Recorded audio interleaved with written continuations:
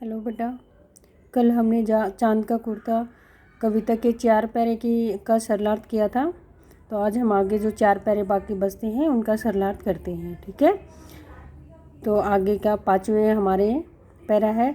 जाड़े की तो बात ठीक है पर मैं तो डरती हूँ, एक नाप में कभी नहीं तुझको देखा करती हूँ। अब बेटा आप लोगों को पता है ना, शुरू में हमने क्या था कि इस कविता में चांद और उसकी माँ की बातचीत का वर्णन किया गया है। चांद अपनी माँ को कुर्ता लेने के लिए जिद करता है तो उसकी माँ क्या करती है, उसको समझाती है। और सबसे पहले उसकी माँ कहती है ना कि तू मेरा बेटा, तुझे किसी की नज़र ना लगे, हमेशा खुश रहे। तो इन पंक्तियों में, यहाँ हमें इन पंक्तियों में, वो पीछे वाले 4 पैरे के सरलार्थ था वो समझ में आया। अब हम इन पंक्तियों में उसके चांद की माँ चांद को समझाते हुए कहती है, जाड़े की तो बात ठीक है कि बेटा सर्दियों की तो तू सही कह रहा, सर्दी तो तुझे लगती है, लेकिन मैं डरती हूँ, मतलब कि मुझे चिंता है कि एक नाप में कभी नहीं तुझको देखा करती हूँ कि तेरा मैं कुर्ता कैसे सिलवाऊँ। तेरा कभी एक नाप तो मैंने देखा ही नहीं, तू तो हमेशा अपना आकार बदलता रहता है ना। तो इसीलिए मुझे चिंता रहती है कि मैं तेरा कुर्ता कैसे बनवाऊँ। तेरी बात तो मैं समझती हूँ, वो कहती है ना कि जाड़े की तो बात ठीक है, कि तेरी बात सही कह रहा है तू, ठंड तो लगती है, लेकिन तू एक आकार में कभी रहता ही नहीं, तो तेरा कुर्ता कैसे सिलवाऊँ मैं।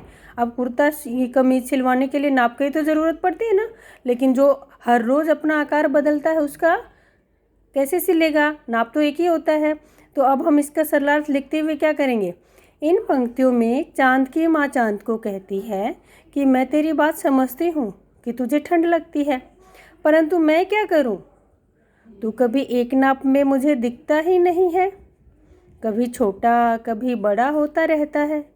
अब तू ही बता बेटा, बिना सही नाप के या बिना एक नाप के मैं तेरा कुर्ता कैसे सिलवा कर दूँ। तू हमेशा अपना नाप बदलता रहता है। अर्थात कवि इस कविता में कहना चाहता है कि चांद का आकार हर दिन बदलता रहता है। आप भी देखते हो ना, कभी चांद छोटा दिखता है, कभी आधा दिखता है, कभी पूरा दिखता है ना। तो इन 2 पंक्तियों में यही उसकी माँ कहती है कि तेरा एक नाप नहीं रहता। अगली पंक्तियाँ देखो। कभी 1 अंगुल भर चौड़ा, कभी 1 फुट मोटा, बड़ा किसी दिन हो जाता है और किसी दिन छोटा।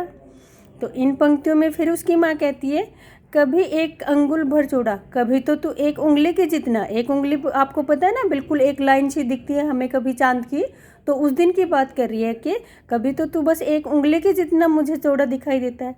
कभी 1 फुट मोटा, अब 1 फुट तो जो तुम्हारा स्केल होता है 12 इंच, उसके जितना मोटा।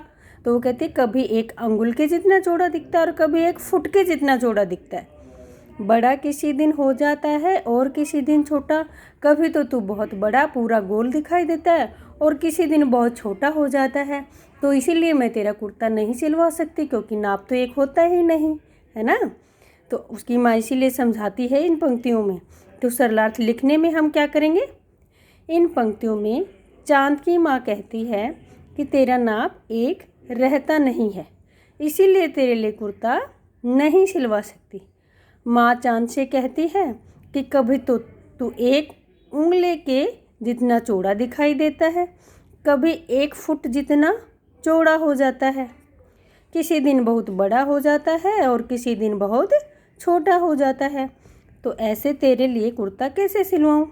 यहाँ कवि यह भी समझाना चाहता है कि चांद पूर्णिमा में बहुत बड़ा या पूरा गोल होता है, उसके बाद आकार कम होता जाता है और अमावस्या के दिन बिल्कुल ही दिखाई नहीं देता, हर दिन आकार बदलता रहता है। आप भी देखते हैं ना, जिस दिन पूर्णमासी होती है, पूर्णिमा बोलते हैं, उस दिन पूरा गोल चांद दिखाई देता है, और अमावस्या के दिन आप देखना चांद दिखाई ही नहीं देगा आपको आसमान में। पूर्णिमा के बाद उसका आकार जब पूरा गोल दिखता है, उसके बाद आकार धीरे धीरे कम होने लगता है और अमावस्या तक आते आते ख़त्म हो जाता है। जब अमावस्या के बाद फिर धीरे धीरे थोड़ा थोड़ा दिखना शुरू करता है और वो पूर्णिमा तक पूरा आकार ले लेता है। इन पंक्तियों में वो कवि उसकी माँ के द्वारा यही कहना चाहता है कि चांद धीरे धीरे कभी बढ़ता जाता है, कभी घटता जाता है। तो माँ उसको कहती है, ऐसे कैसे तेरा कुर्ता सिलवा दूँ, जब तू एक आकार में ही नहीं रहता। ठीक है, अब हम अगला करते हैं। घटता बढ़ता रोज़ किसी दिन ऐसा भी करता है, नहीं किसी की भी आँखों को दिखलाई पड़ता है। यहाँ पे वही बात आ गई ना कि अमावस्या को तो दिखाई नहीं देता। तो उसकी माँ कहती है कि घटता बढ़ता रोज़ किसी दिन, हर रोज़ घटता रहता है, बढ़ता रहता है।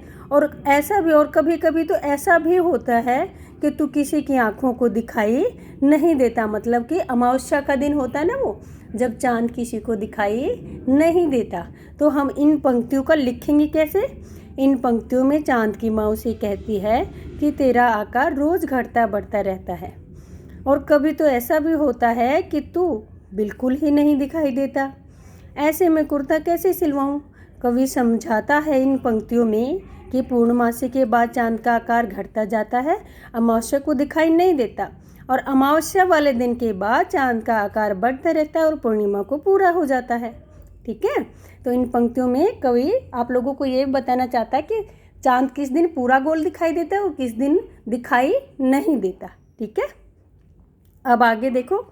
अब तू ही तो बता नाप तेरा किस रोज़ लिवाएं, सीधे एक झिंगोला जो हर रोज़ बदन में आए। यहाँ पे देखो उसकी माँ कहती है कि अब तू ही बता बेटा किस दिन का नाप लेवाएं।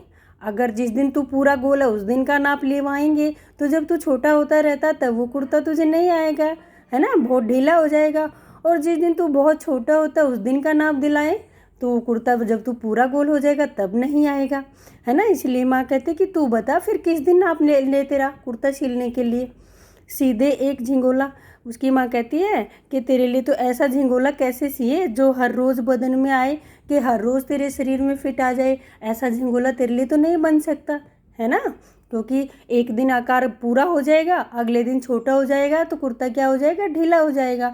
और एक दिन आकार छोटा होगा, उसके आकार का बना है, तो अगले दिन आकार जब बड़ा होगा तो वो कुर्ता उसको आएगा ही नहीं। इसीलिए माँ कहती है कि तू बता दे तेरा नाप कैसे ले, कैसे ऐसा झिंगोला या कुर्ता सिलवाए जो हर रोज़ तुझे फिट आ जाए। ठीक है, तो इन पंक्तियों का हम लिखेंगे कैसे? इन पंक्तियों में चाँद की माँ कहती है कि हर रोज़ बदलता आकार तू, हर रोज़ आकार बदलता तू, बता कैसे तेरा नाप लेकर कुर्ता बनवाऊँ, हर रोज़ कैसे अलग अलग नाप का कुर्ता लाऊँ। कहती है ना कि कैसे लाऊँ, हर रोज़ तो किसी का नाप नहीं लिया जा सकता ना बेटा। उसकी माँ कहती है कि मैं ऐसे कुर्ता कहाँ से लाऊं जो हर रोज़ बदलते आकार में भी तुझे सही से आ सके। इस प्रकार चाँद की माँ उसे अपनी मजबूरी समझाती है और बताती है कि मैं तुझे कुर्ता क्यों नहीं दे पाती। तो इस कविता में देखो पहले चाँद हट करता है कुर्ते की, लेकिन माँ उसे अपनी बातों से धीरे धीरे उसको समझा देती है कि तुझे मैं कुर्ता क्यों नहीं दे सकती। और इसमें बेटा कवि ने ये भी समझाया कि चाँद अपना आकार बदलता रहता है, पूर्णिमा के दिन पूरा दिखता है, अमावस्या को दिखाई नहीं देता है। अच्छा, एक ये भी बात है कि अमावस्या के दिन के बाद चाँद का आकार बढ़ता जाता है और पूर्णिमा के दिन के बाद चाँद का आकार घटता जाता है। तो ये हमारी चाँद का कुर्ता कविता के 8 पैरों का सरलाट पूरा हो गया। आप लोगों इसको अच्छे से लिखना और याद करना, ठीक है।